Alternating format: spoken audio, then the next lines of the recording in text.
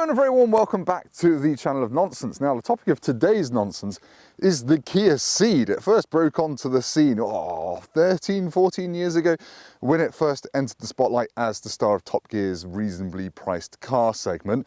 And since then we've had 3 generations. This is the facelift of the 3rd generation. This is the new 2021 model. And I'm going to do a walk around, take it for a drive and see if it is better than a Volkswagen Golf, because this is a Golf rival. It costs a good couple of grand less, and at the moment the Golf is a little bit pony, so I reckon this is a good chance of being better than the Golf for less money. So if you're interested in practical family hatchbacks, do stay tuned, and if not, I'm going to do lots of childish puns and analogies, so stay tuned anyway. Let's go.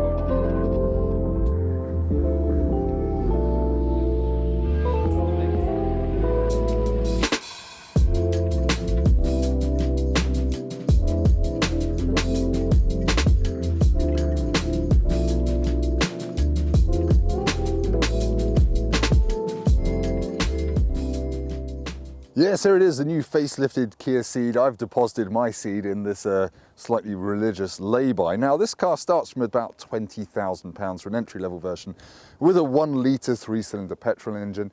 This is a top-spec GT line car with a 1.5 litre petrol engine with about 160 horsepower and a manual gearbox. Now, GT line cars do look a bit sexier than the 2 and the 3, which are the kind of mid-level trims.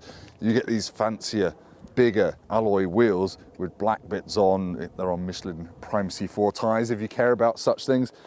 And you get this kind of chrome strip across the redesigned grille, which is all very nice. You also get Kia's new badge, which has got more brushed metal on it than Kirk Hammett's hairdresser. That's quite a bad joke. Yeah, in terms of looks, excuse my shadow, I think it's okay. This orange paint scheme is new for this facelifted version. And that's probably the most striking thing about it. It does look a little bit bland. I think the Golf obviously looks a fair bit better. From the side, it's okay, I suppose. Yeah, it weighs about 1.3 tons. It's about 50 kilos heavier like for like than the Volkswagen Golf. Volkswagen's always put lots of effort into reducing the weight of its platforms.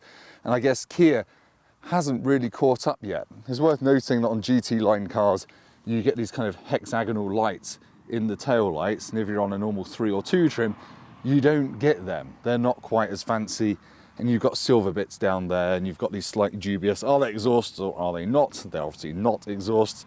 And weirdly, don't know if you can see, almost little diffuser streaks down there.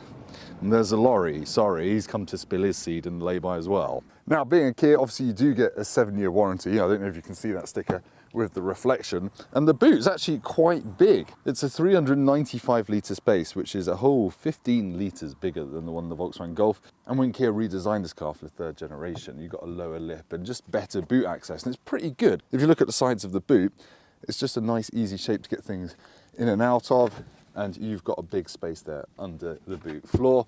You've got a 12-volt socket up here. That's quite handy if you're plugging in fridges or other things that you plug into boots. You perverts, I don't know what you do. But anyway, let's have a look at the back seats and see if an adult fits in there. Now, because this is a GT line one, you get this contrast stitching on all the seats, which does kind of make it look a little bit posher. But anyway, I'm going to jump in and see if I fit. Yeah, I fit reasonably well, actually. I've got loads of headroom. Knee room is a little bit tight. That is my driving position, so my knees are against the seat a little bit. I'm 6'3", remember?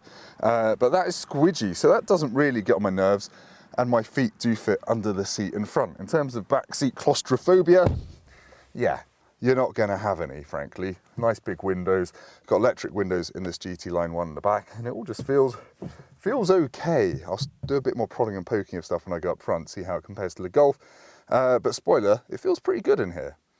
Sorry, I really need to clean my lens, don't I? One thing that does feel a bit cheap in here is there's nothing down here for your rear seat passengers. No USBs, no heating controls, just a big sheet of cheap, scratchy black plastic. Right, let's go up front. Gird your loins, it's the interior up front of the facelifted Kia Ceed. Now, because this is a GT line one, you get a fancy little GT line badge on the bottom of the steering wheel. How lovely! And it's slightly flat bottomed as well. Now, you can get a big digital dashboard, but only in the X Ceed and the Pro Ceed. You can't get it in the regular Ceed here in the UK. You can in other countries.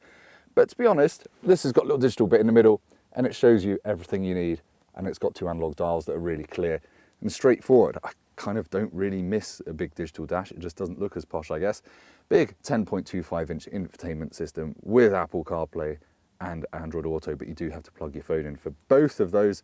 And you've got physical buttons for shortcuts to all different menus. And you've got a whole lovely bank of physical climate controls. That gives me an erection.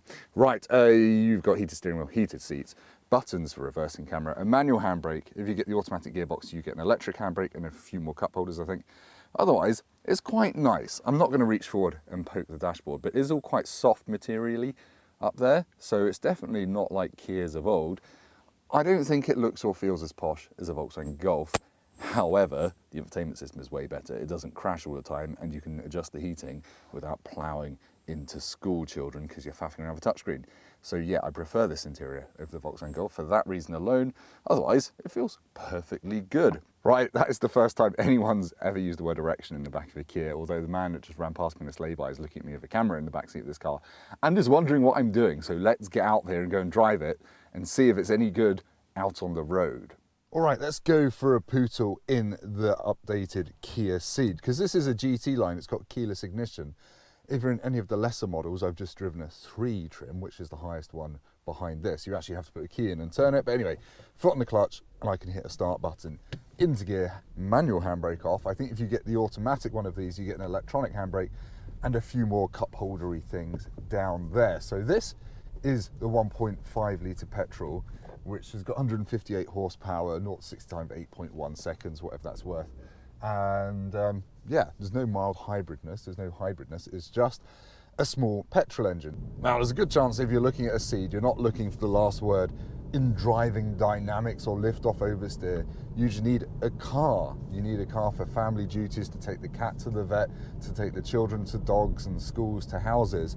And this just feels like it's really good at normal driving. That gearbox, the manual gearbox, is really smooth. It's like slipping a snake through a lubricated letterbox. It's perfectly easy to live with. You can even heel and toe if you want to, but again, family hatchback. I'm doing 60 miles an hour now down a road, and yeah, there's a bit of tire noise, mostly from the back axle, but it's not loud exactly. It's perfectly fine. I wouldn't say a Volkswagen Golf is an awful lot quieter than this.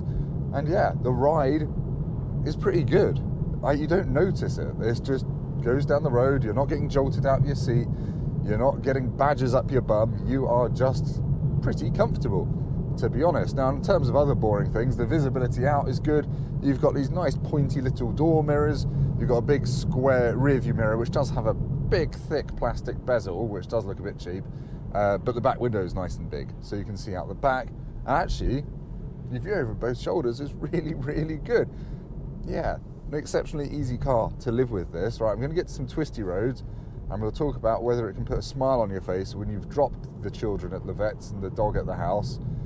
Right, so far we've worked out that this can do the sensible grown-up things perfectly well, but now I've dropped the dogs off at school, I've had the children euthanized at the vets, and it is time to go and have some fun. I'm going to accelerate into this 60 limit. It's pretty quick. That was 30 to 60. Obviously, it's not tearing my face off. It's a 1.5 litre Kia Ceed. But there's something about the way this drives which is quite satisfying.